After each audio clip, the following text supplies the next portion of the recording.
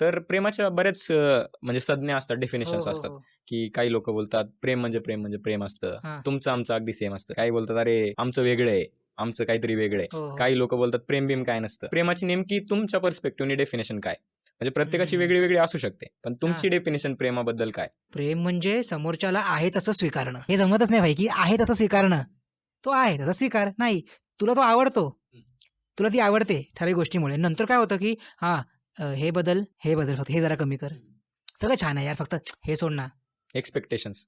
अपेक्षा करतो म्हणजे तू तू मूर्तिकार आहेस, ती मूर्ती आहे, दगड आहे किंवा तू मूर्तिकार आहेस, तो दगड आहे का?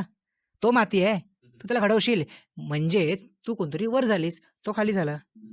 मूर्तिकार आहे मी मोठा ना मूर्तीपेक्षा.